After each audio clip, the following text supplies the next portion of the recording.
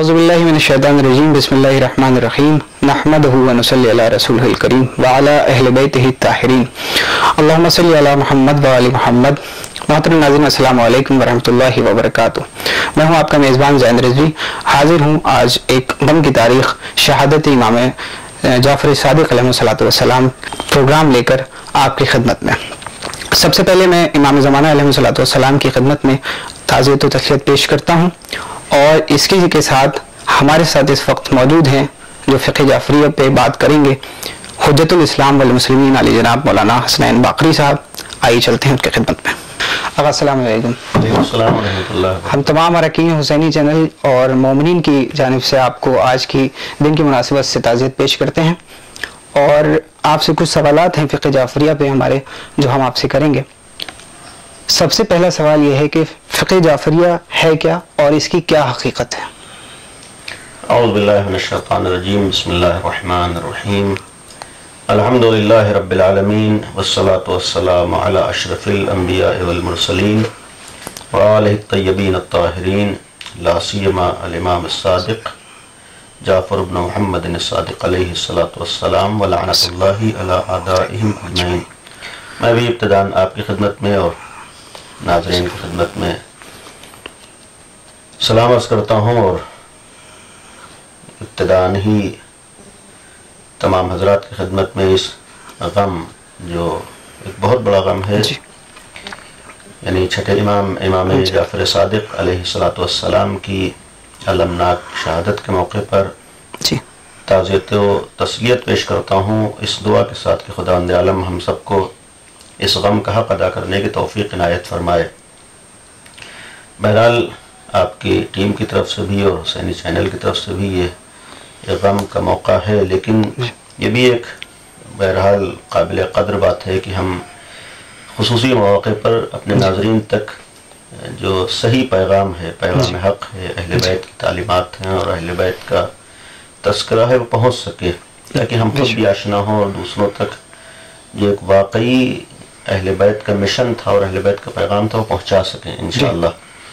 जैसा कि आपने इमाम के सिलसिले में एक सवाल किया, अवलन ये अर्ज़ कर दूँ कि हमारा मज़हब जो आज पहचाना जाता है वो मज़हब जाफ़री के नाम से है, यानी हम शियायान अहले बैत अलैहिस्सलातु वस्सलाम, शियायान अली, जो 12 इमामी शिया हैं, यानी जो पैगम्बर अकरम सल्लल्लाहु अलैहि वसल्लम के बाद पैगम्बर के 12 जानशीन बरहक़ का अक़ीदा रखते हैं, जिनकी पहली कड़ी और पहली ज़ात गिरामी मौलाए मुत्तक़ियान अमीरुल मोमिनीन हज़रत अली इब्न अबी तालिब अलैहिस्सलाम है और उस सिलसिले इमामत और विसायत व विलायत की आखिरी कड़ी हमारे ज़माने के इमाम जो इस वक्त मौजूद हैं, जिनकी इमामत का ज़माना है, यानी हज़रत हुज्जत अरवाहुना लहुल फ़िदा की बाबरकत ज़ात गिरामी।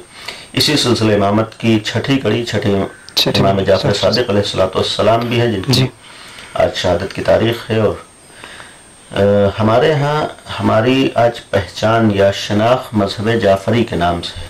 ये मैं अपने नाज़रीन के लिए और जवानों के लिए इस बात की वजाहत कर दूँ कि अव्वलन जहाँ तक मज़हब और दीन की बात है, हम दावे के साथ और बड़े इत्मीनान के साथ और सबूत के साथ इस बात का दावा करते हैं और इस दावे का हक़ सिर्फ हम शियायान अली को है कि हमारा मज़हब मज़हब इलाही है, यानी हमारा दीन अल्लाह का दीन है।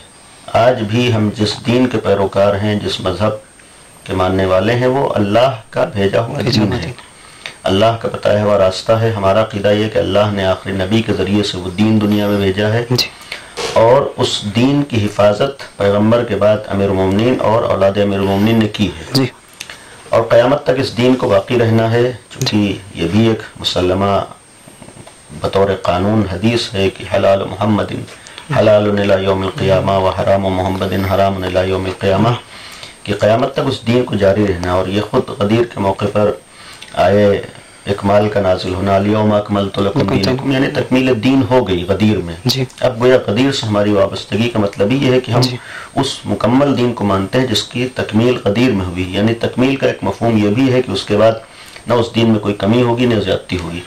तो आज भी हमारा मज़हब वही मज़हब है जो पैगम्बर लेकर आए थे, यानी इलाही मज़हब है, इलाही दीन है। एक सवाल हो सकता है कि हमारी शोहरत मज़हब जाफ़री के नाम से क्यों है? دیکھیں اولاً ہمارا عقیدہ یہ ہے کہ ہمارے ائمہ معصومین میں امیر المومنین سے آخری امام تک کوئی فرق نہیں ہے، جی بلکہ چہردہ معصومین میں کوئی فرق نہیں ہے. جی. اولنا محمد، پیغمبر کی مشہور حدیث ہے، جی.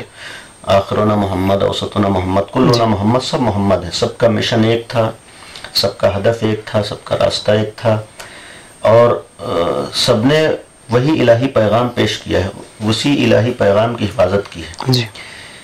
لہذا ہمارا، میں نے کہا کہ الہی مذہب اور الہی دین ہے، پیغمبر جو شریعت لے کر آئے، یعنی شریعت محمدی ہماری شریعت ہے، پیغمبر کی لائی ہوئی شریعت ہے. سوال یہ ہوتا ہے کہ چھٹے امام سے کیوں منسوب ہے؟ جی. اولاً چھٹے امام سے پہلے کی اگر ہم تاریخ دیکھیں، پیغمبر اکرم کے بعد سے لے کر جو حالات بالخصوص عالم اسلام میں جی. وجود میں آئے یا بلکہ لائے گئے، جی. یعنی پیغمبر کے لائے ہوئے دین کو نقصان پہنچانے کے لیے، ان حالات کی وجہ سے جو واقعی محافظ دین تھے، یعنی جس کی پہلی کڑی مولا متقیان کی ذات گرامی ہے، یا اس کے بعد امام حسن اور امام حسین، ان ائمہ معصومین کو یا کہا جائے محافظین دین و محافظ شریعت کو مومنین کی لوگوں کی طرف سے جی.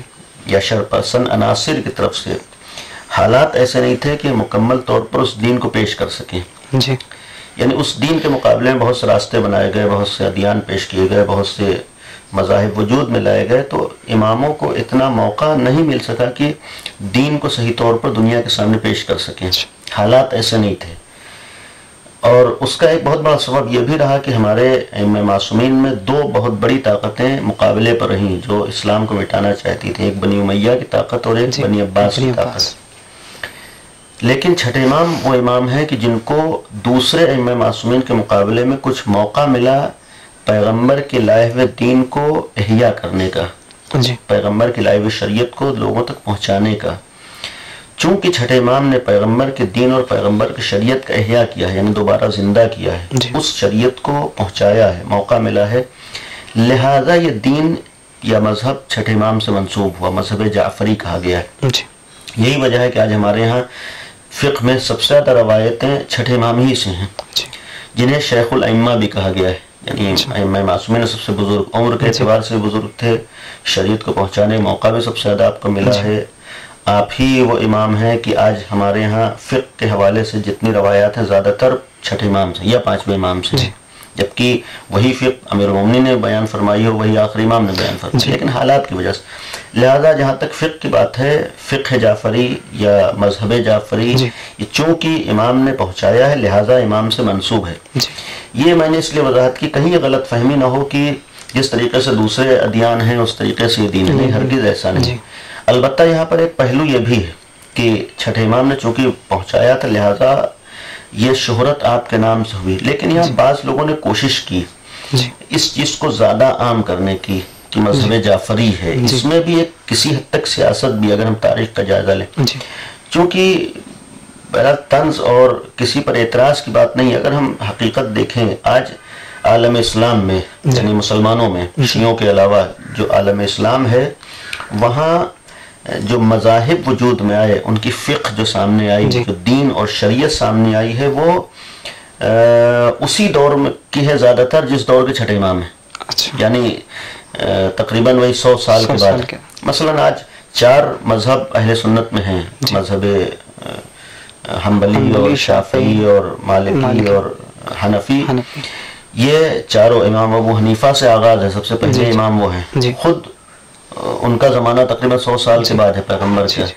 یعنی یہ اگر غور کریں کہ یہ چاروں امام یا چاروں مذاہب تقریباً 100 سال کے بعد وجود میں آئے، ان کا آغاز ہی وہاں سے ہوا ہے. تو اب ایک طرح سے یہ بھی سیاست تھی کہ جس دور سے بقیہ عالم اسلام میں مذہب شروع ہوا ہے، دین شروع ہوا ہے، شریعت شروع ہوئی ہے، اسی دور سے گویا شیعت بھی ہے. یعنی ایک طرف سے کوشش کی گئی مذہب جعفری کو بہت زیادہ عام کرنے کی، گویا کوئی فرق نہیں. جیسے مثال کے طور پر 100 ہجری کے بعد दूसरे इमाम है वैसे छठे इमाम है, जबकि ऐसा नहीं है। उस दौर के छठे इमाम हैं, क्योंकि खुद सबसे पहले इमाम जो आलम इस्लाम के हैं अबू हनीफा, उनके इमाम अबू हनीफा ने के सिलसिले में वो जुमला मशहूर है कि लौला सनतान लहलकन नुमान, कि मैंने वो 2 साल जो छठे इमाम के शागिर्दी में इल्म हासिल किया है और कसब फैज किया, अगर वो 2 साल ना होते तो मैं हलाक हो जाता। यानी कुछ भी मेरे पास सब उनका दिया हुआ है। यानी जितने भी अइम्मे अरबा हैं या तो डायरेक्ट या इनडायरेक्ट छठे इमाम के शागिर्द हैं, यानी ज़माना वही ज़माना है। लेकिन ऐसा नहीं है कि छठे इमाम ने उन अफराद की तरह से अपनी तरफ से कोई दीन पेश किया हो या अपनी तरफ से कोई शरीयत बताई, यानी जो इमाम ने उनको बताया वो उन्होंने वहाँ, हाँ, यानी किसी हद तक उन्होंने इस्तिफादा किया, अपने एतबार से फिर शरीयत को पेश किया। लेकिन छठे इमाम ने वो शरीयत बताई थी जो अल्लाह की तरफ से पैगम्बर लेकर आए, जो नूर मोहम्मद, जो दीन मोहम्मदी था या शरीयत मोहम्मदी था, इलाही शरीयत थी। सवाल ये होता है कि फिर हम खुद अपने को मजहब जाफरी क्यों तस्लीम करते हैं? उसकी वजह यह है कि हमारे यहाँ कोई फ़र्क नहीं है। यानी चाहे हम शरीयत मोहम्मदी कहें, शरीयत अलवी कहें, शरीयत हुसैनी कहें, शरीयत जाफरी कहें, कोई फ़र्क नहीं है। इसलिए कि पैगंबर ने जो बयान फरमाया वही अमीरुल मोमिनीन ने बयान फरमाया, वही छठे इमाम ने बयान फरमाया। यानी आज अगर हमारी शोहरत शरीयत तक़वी हो जाए मसलन, तो कोई उसमें फ़र्क नहीं आएगा, या शरीयत मसलन अलवी हो जाए, कोई फ़र्क नहीं, यानी बयान ही वही है। लिहाजा हम इस बात के ऊपर भी राज़ी हैं, यानी शरीयत जाफरी है, मजहब जाफरी हमारा है। लेकिन मजहब जाफरी ऐसा नहीं कि छठे इमाम का ईजाद किया हुआ, नहीं, छठे इमाम का जिंदा किया हुआ और एहया किया हुआ। जिस तरीके से ये कहा जाता है कि छठे इमाम का दौर जो था वो गोल्डन पीरियड था दीन मोहम्मदी, दीन शरीयत के लिए, तो आप बच्चे क्योंकि इस वक्त ये प्रोग्राम देख रहे हैं तो मैं चाहूँगा कि इसकी भी वजाहत कर दें कि इमाम की शहादत और विलादत कब हुई और कितने साल ये इन्होंने ये आप दुनिया में रहे।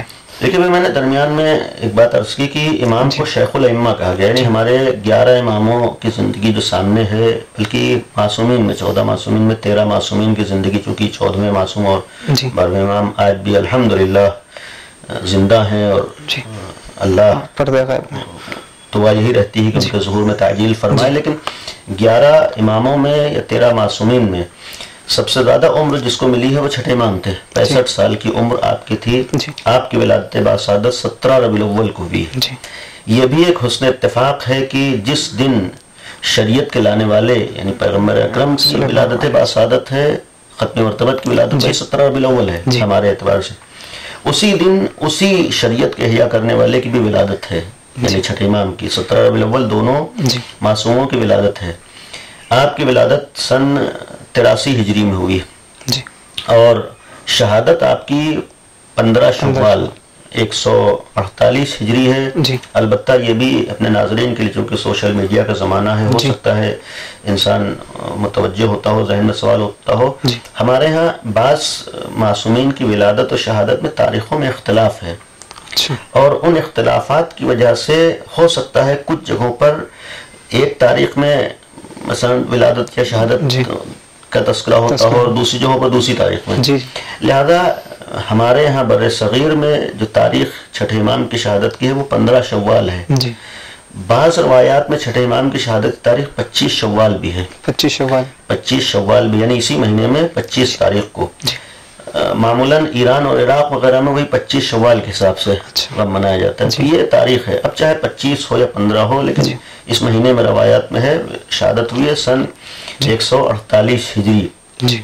आपकी कब्र मुबारक जन्नतुल बकी में है, जो आज खुद अपनी गुर्बत और अपनी मजलूमियत का दुनिया के सामने ऐलान कर रही है। अहले बैत की सिर्फ छठे इमाम उसी वक्त शहीद नहीं किए, बल्कि आज भी आले सऊद के हाथों जो जन्नतुल बकी की तबाही हुई, जहाँ मशहूर रवायत के मुताबिक सिद्दीक़ ताहिरा की कब्र है, तो 5 इमामों की भी कब्रें हैं दूसरे अज़वाज और असहाब के अलावा।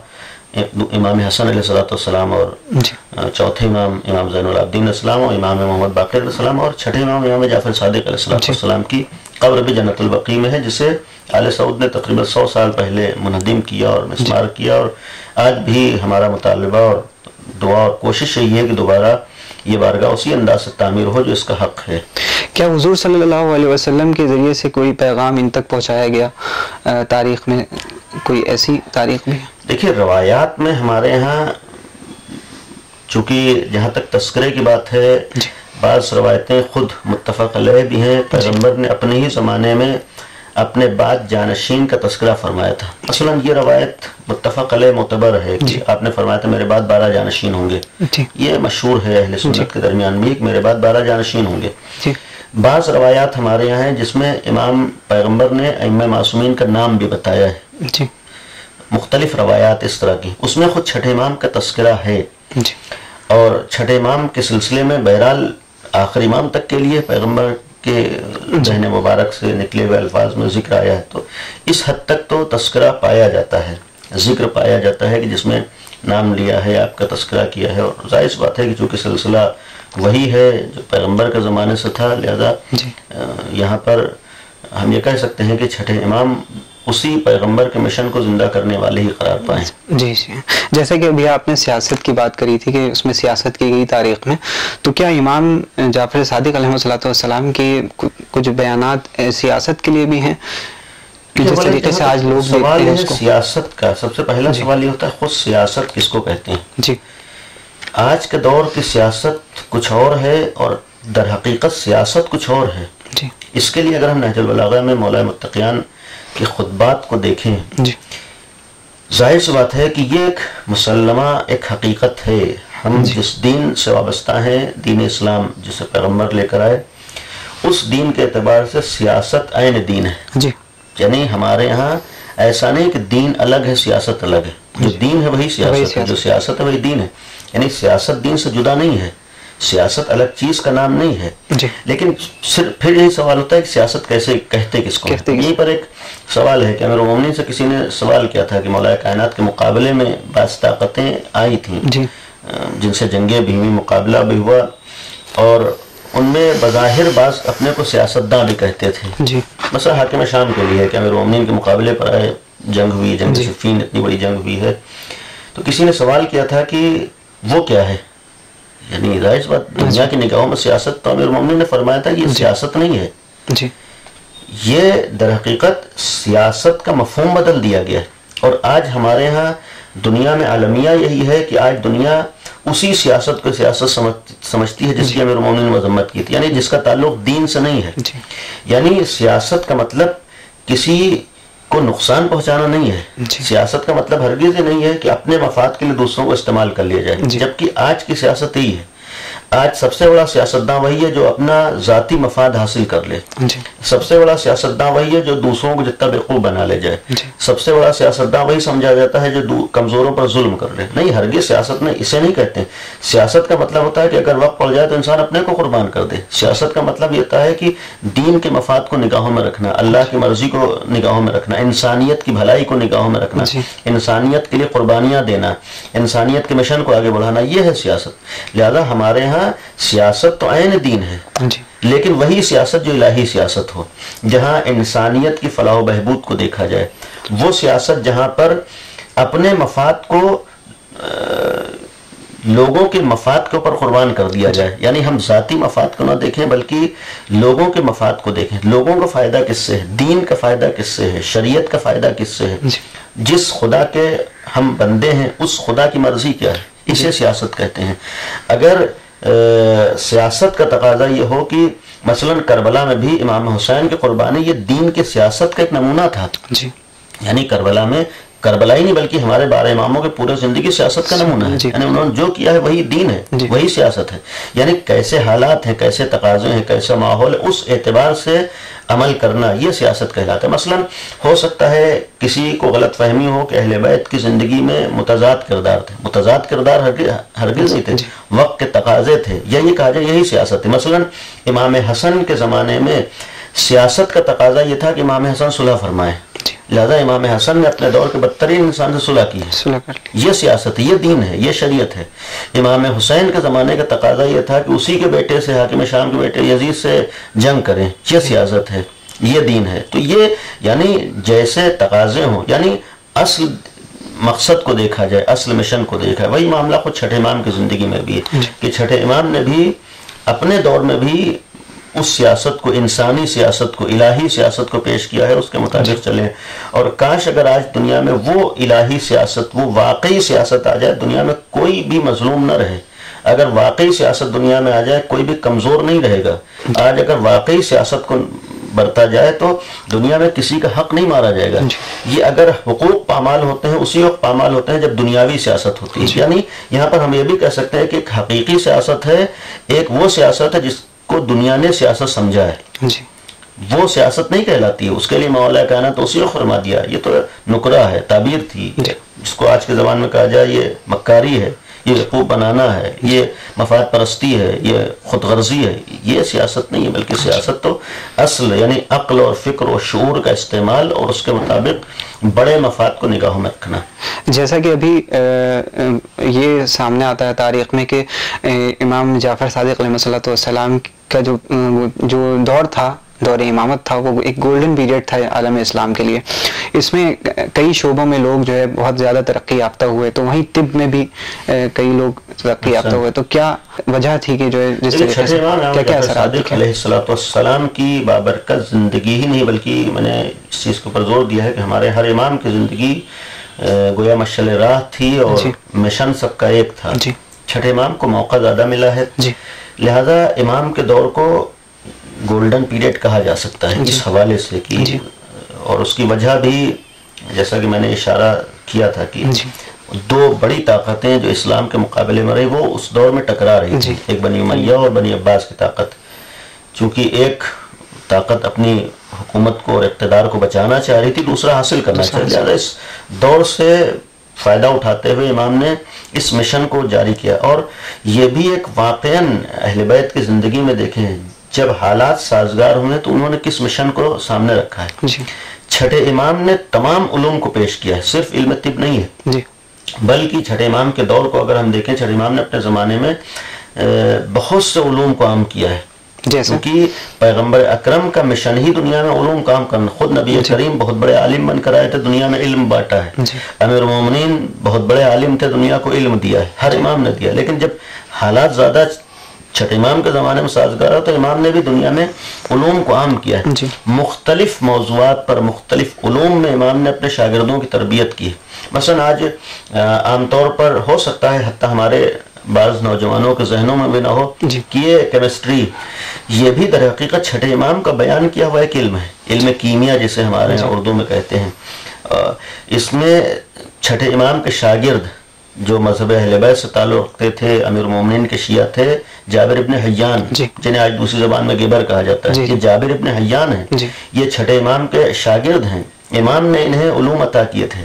انہوں نے خود 500 رسالے, کہا جائے کہ 500 فارمولے اس علم کے, علم کیمیا میں 500 فارمولے بتا دینا یا 500 رسالے لکھ دینا آسان نہیں ہے. یہ امام سے حاصل کیا تھا, انہوں نے پیش کیا. اس کا مقصد یہ ہے کہ امام نے مختلف علوم لوگوں کو سکھائے, مختلف علوم میں لوگوں کی تربیت کی. اگر موقع رہا تو عرض کروں گا کہ امام نے مختلف علوم میں شاگردوں کی تربیت بھی کی تھی. یعنی یہ بھی ایک آج ہمارے لیے پیغام ہے کہ کسی بھی زمانے میں اگر انسان واقعاً کامیابی چاہتا ہے, ایک نوجوان اگر علمی میدانوں میں اس ایجوکیشن فیلڈ میں آ کر کامیابی حاصل کرنا چاہتا ہے تو ایک ساتھ سارے علوم کو, سارے ٹاپکس کو, سارے موضوعات کو لے کر ترقی نہیں کر سکتا ہے, کامیاب نہیں ہو سکتا ہے. کسی ایک فیلڈ میں جا سکتا ہے. اس کا طریقہ خود امام نے جو اپنی یونیورسٹی کھولی ہے اس دور میں, جو اپنے گولڈن پیریڈ کا ہے, بلکہ وہ یونیورسٹی کھولی ہے, اس میں مختلف موضوعات پر امام نے شاگرد تربیت کیے تھے. مختلف موضوعات پر شاگردوں کی تربیت کی تھی. آج تاریخ میں نام بھی ہے, مثلا فلاں موضوع پر کون شاگرد تھا. حتیٰ اس حد تک امام نے انہیں مضبوط بنا دیا تھا. یعنی خود ایک امام ہو کر, علم الہی کا حامل ہو کر, اگر اس موضوع پر کوئی بات آتی تھی تو کہتے تھے فلاں شاگرد کے پاس جاؤ. یعنی اتنا امام کو اطمینان تھا کہ اس کے پاس اس حد تک علم ہے. تو اس طریقے سے امام نے تربیت کی ہے. انہی موضوعات میں ایک موضوع تھا علم طب, یعنی آج ڈاکٹری, اس کو بھی امام نے بیان کیا ہے. البتہ اس طرح کی روایات ہمارے دوسرے امام معصومین سے بھی موجود ہیں. مثلا 8ویں امام کو بھی چونکہ ولی عہد تھے, لوگوں کے سامنے آئے, موقع ملا, تو امام سے بھی اس موضوع کے اوپر کافی روایات ہیں. طب الرضا کے نام سے آج ہمارے کتابیں بھی ہیں. لیکن چھٹے امام سے بھی اس موضوع کے اوپر احادیث ہیں مختلف علوم کے طریقے سے. اس کا ایک مقصد یہ ہے کہ خود ہمارے دین میں بھی اس موضوع کو اہمیت دی گئی ہے علم طب کو. جیسا کہ آج کے دور میں اس زمانے میں آج دنیا پریشان ہے, کورونا جیسی وبا کا شکار ہو کر خود دنیا کے نہیں سمجھا. البتہ یہ بھی ایک حقیقت ہے کہ یہاں پہ بہت سے اسباب ہیں, ہو سکتا ہے یہ عذاب الہی ہو سکتا ہے امتحان الہی ہو, لوگوں کے ہاتھوں کی دین ہو. دنیا جو بدترین راستے پر چل رہی ہے, ظلم و ستم اس حد تک ہو سکتا ہے اس کا نتیجہ ہو. آج جو ظلم و بربریت بہرحال عروج پر ہے, اس کے آثار ہمارے سامنے آ سکتے ہیں. آج صرف مفاد پرستی ہے, صرف اپنے مفاد کو دیکھنا ہے, ان سب کے نتائج بھی ہو سکتے ہیں. ان ساری چیزوں میں جب انسان اپنے ہی کو سب کچھ سمجھنے لگتا ہے, اپنے اوپر طاقت کو بھول جاتا ہے. وہ بھی ایک کہ آج تم اپنے دعوے یہاں تک کر رہے تھے کہ ہم آسمان پہ پہنچ گئے اور ستاروں میں پہنچ گئے, آج ایک معمولی سے وائرس کو کنٹرول نہیں کر پا رہے ہیں. یہ خود اس بات کا اعتراف ہے کہ اتنی ترقی کے بعد بھی ان کو اعتراف کرنا پڑا کہ ہم سے اوپر کوئی طاقت ہے. یعنی وہی جہاں انسان خدا کو بھولنے لگتا ہے, معمولی چیز سے بھی انسان کو اس کی حیثیت پتہ چل جاتی ہے کہ بھائی نہیں, یہ انسان نہ بھولے کہ ہم سے بڑی کوئی طاقت نہیں یا ہم سب کچھ ہو گئے. نہیں, یہ احساس رہے کہ ہم سے بڑی طاقت ہے, خدا کی طاقت ہے جس سے بڑی کوئی طاقت نہیں ہو سکتی ہے. اور ظاہر سی بات, ہم کچھ بھی کر لیں ہمیں اس کی بارگاہ میں جانا ہے, ہمیں اس کا احساس رہنا ہے. یہ ہو سکتا ہے مختلف مواقع پر ہمارے سامنے آتا رہے. لیکن جہاں تک علم طب کی بات ہے, خود ہمارے معصومین نے اور چھٹے امام نے اس بات کے اوپر زور دیا ہے کہ انسان کو اپنی صحت کا خیال کرنا ضروری ہے. یعنی علم طب کا مطلب یہ ہے کہ ہر اس کام کی طرف توجہ دینا ہے جو انسان کی صحت کا سبب ہوتی ہے. اس لیے کہ صحت کا خود بہت بڑا دخل ہوتا ہے. امیر المومنین نے بھی دعائے کمیل میں یہ جملہ بھی فرمایا ہے کہ قوی علی خدمت کا جوارح, خدا ہمارے اعضاء و جوارح کو بھی قوی بنا دے, مضبوط بنا دے. صحت کی دعائیں کی, صحت مند, جب صحت مند ہے تبھی تو اطاعت الہی کرے گا, عبادت الہی کرے گا, خدمت دین کرے گا, خدمت خلق کرے گا. تو یہ بھی ایک ضروری ہے آج کے دور میں, خصوصاً جب یہ وبا پھیل لی اور اس کے بارے میں جب ہمیں معلوم ہے, یہاں ہماری شریعت بھی کہتی ہے کہ ہمیں ہر اس چیز سے بچنا ہے کہ جو ہمیں نقصان پہنچاتی ہے, دوسروں کو نقصان کا سبب ہو سکتی ہے. حتیٰ احتمالات میں بھی ہماری شریعت کہتی ہے کہ اگر احتمال ہے کہ اس سے نقصان ہو تو وہاں حتی الامکان آدمی احتیاط کرے. آج احتیاط کے لیے اگر اس سے متعلق شعبے افراد کہہ رہے ہیں کہ انسان ایک دوسرے سے ملنے جلنے میں, مختلف کاموں میں احتیاط برتے, تو خود ہماری شریعت کا بھی حکم یہی ہے کہ ہم جس حد تک احتیاط کر سکتے ہیں احتیاط کریں. اس وبا کے کنٹرول کرنے میں جتنی ہماری طرف سے بھی کوششیں ہو سکتی ہیں کرنا چاہیے. خود ہمیں اپنے کو محفوظ رکھنا ہے, دوسروں کو محفوظ رکھنا ہے. لیکن یہاں پر یہ بھی قابل غور ہے کہ یہ آج وبا ہے, آج اس کو کنٹرول کرنے کی بات تو ہو رہی, لیکن اس کے اسباب کیا ہیں اس کی جانب توجہ نہیں. اس لیے کہ جب تک کسی چیز کا اصل سبب ریزن نہ معلوم ہو, اسے صحیح طور پر قابو نہیں کیا جا سکتا. اس کے سبب کی طرف کیوں یہ چیز پھیلی ہے, کیوں یہ وبا آئی ہے, یعنی اس سبب کو پہچانے, اس ریزن کو پہچانے, تب اس کے اوپر قابو پایا جا سکتا ہے. اس کے اسباب بہت سے ہیں اور ایک بہت بڑا سبب اللہ کے احکام کی مخالفت ہے. اگر ہم اسلام اور ابھی شریعت محمدی کی بات ہو رہی تھی, مذہب جعفری کی بات ہو رہی تھی, یہاں وہ ساری چیزیں بیان کی گئی ہیں کہ اگر دنیا اس راستے پر چلی ہوتی تو یہ نوبت نہ آتی. بالکل, یہ نوبت اس وقت آتی ہے کہ جب انسان اس راستے کو چھوڑتا ہے. ظاہر سی بات, اللہ نے ہمیں پیدا کیا, اسے معلوم ہے کہ ہمارے لیے کیا اچھا ہے کیا برا ہے. ہو سکتا ہے ہمارے ذہنوں پر بسا اوقات یہ واجب و حرام بھی بار ہوتے ہوں, ہم کیوں پابندی کریں, اتنی زیادہ چیزیں انجام دیں, فلاں چیز واجب ہے, فلاں چیز واجب, فلاں نہیں. ان پابندیوں کا ایک تو حکم خدا ہے, ہمیں انجام دینا ہے. اس کا ایک سبب یہ بھی ہوتا ہے کہ ہم خود محفوظ رہیں, ہمارا سماج محفوظ رہے, ہمارا معاشرہ محفوظ رہے. حرام و حلال کا مطلب یہ ہوتا ہے کہ ہمیں اپنے حفاظت کرنا ہے. مثلا شریعت نے بہت سی چیزوں کے کھانے پینے کے بارے میں کہ یہ حلال ہے, یہ حرام ہے. آدمی سوچتا ہے کیوں اس حد تک حرام و حلال ہے, فلاں چیز ہم نہ کھائیں, ہمیں آزاد ہونا چاہیے. نہیں, آج کسی حد تک سمجھ میں آتا ہے کہ جو چیزیں ہمیں نقصان پہنچاتے اس کو ہماری شریعت نے منع کیا ہے. لہذا کھانے پینے پر مثلا صفائی ستھرائی, شریعت کہتی ہے کہ النظافت من الایمان, مثلا صفائی ستھرائی دین کا جز ہے, دین کی علامت ہے. آج خود سمجھ میں آ رہا ہے کہ کس حد تک صفائی ستھرائی کا اس سے یعنی صحت سے تعلق ہے. آج بہت سی بیماریاں اسی گندگی کی وجہ سے پھیلتی ہیں. یہ 1400 سال سے اسلام کہتا چلا رہا ہے کہ صفائی ستھرائی کا خیال ہو. تو مقصد یہ ہے کہ یہ سب چیزیں آج ہمارے سامنے ہیں کہ اگر توجہ دیں تو انشاءاللہ ہم بھی محفوظ رہیں گے, اور اس سے یہ معلوم ہوگا کہ ہمارا دین اور ہماری شریعت, ہمارا مذہب کیا ہے. جی, جیسا کہ ابھی علوم کی بات کی گئی کہ تمام علوم ہیں جس میں امام جعفر صادق علیہ السلام کے شاگردوں نے کام کیا, تو ان کے کل شاگرد کتنے تھے؟ لیکن تعداد کے اعتبار سے اولاً پیغمبر اکرم سے لے کر 11ویں امام تک ہر امام نے شاگردوں کی تربیت کی.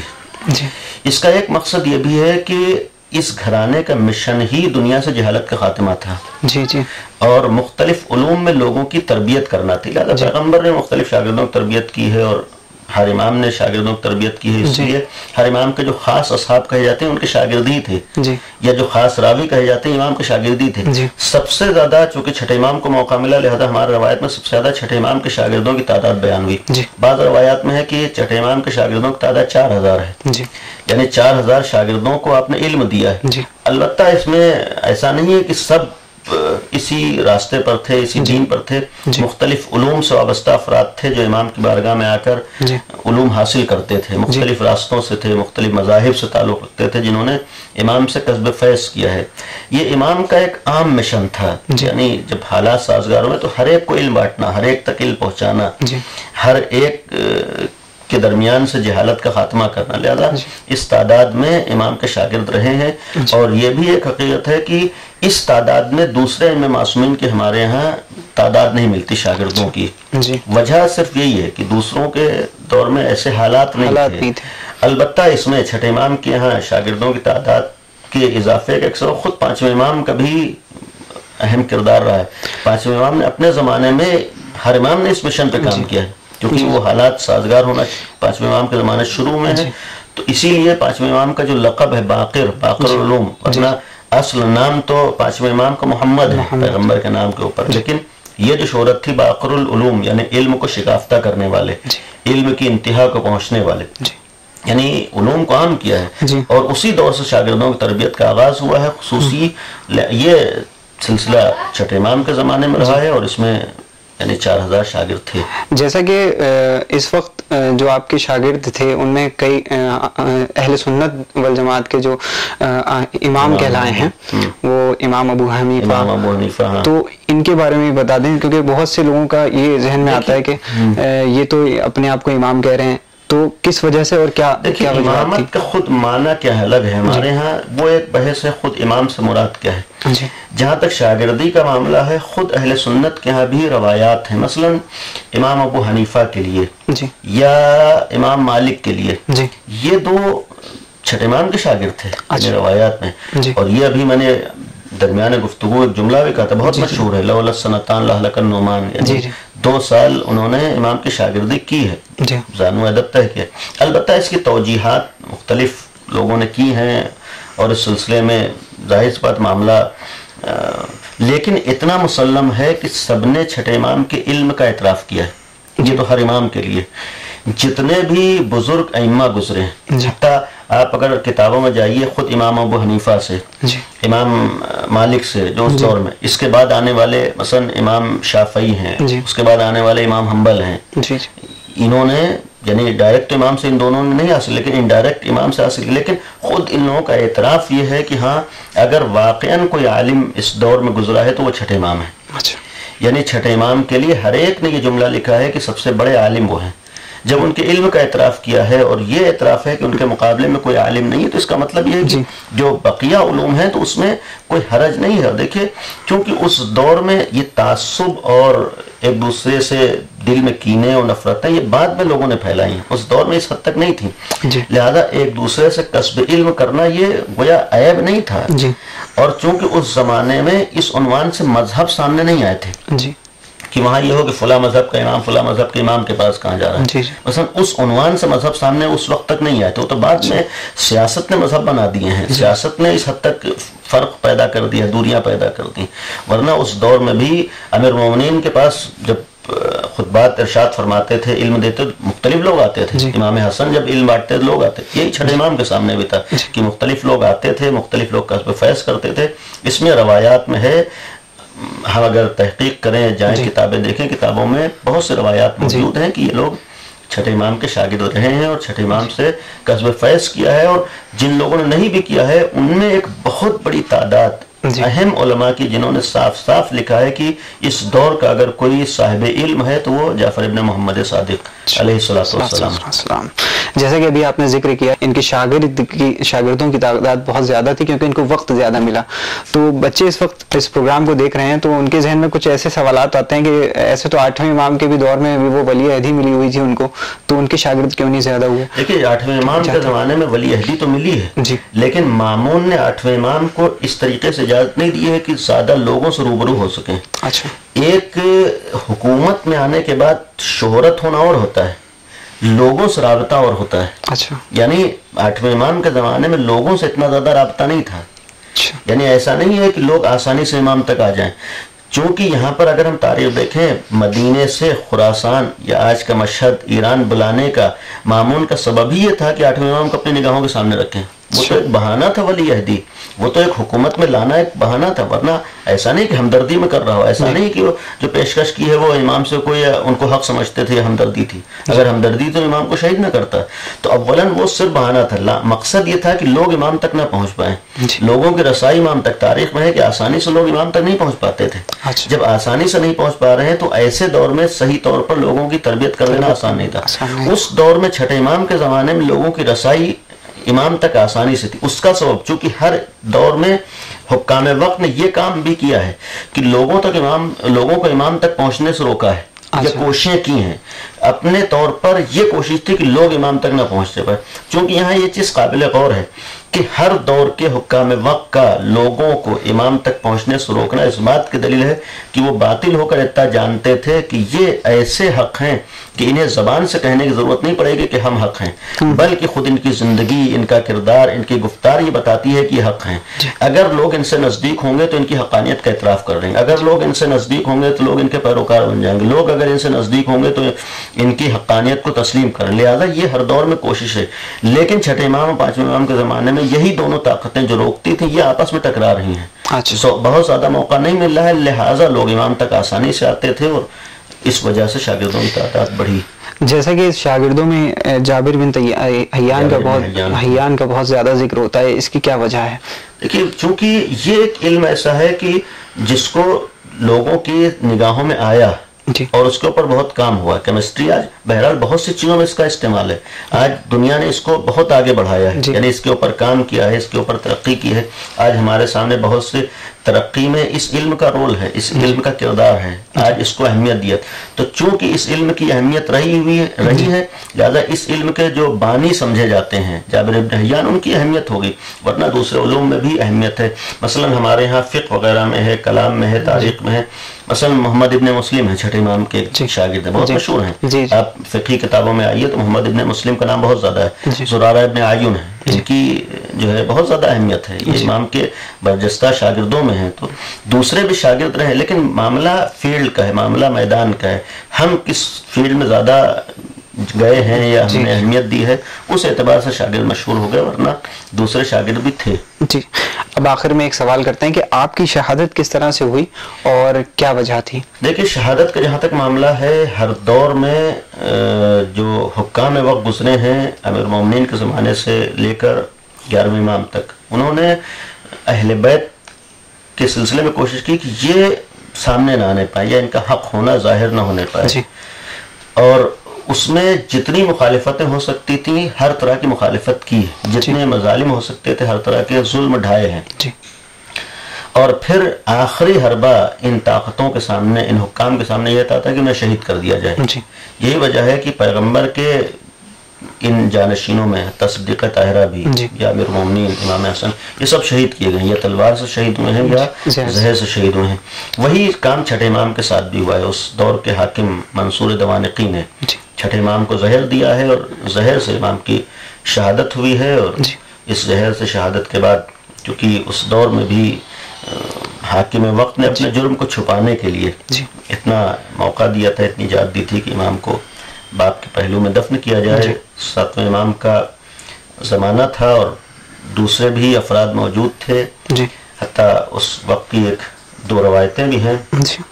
چھٹے امام کی اہلیہ سے ایک روایت ہے کہ امام نے سب کو جمع کیا اور یہ جملہ فرمایا تھا آج امام کی شہادت کے موقع پر اپنے امام کے چاہنے والوں کے لیے.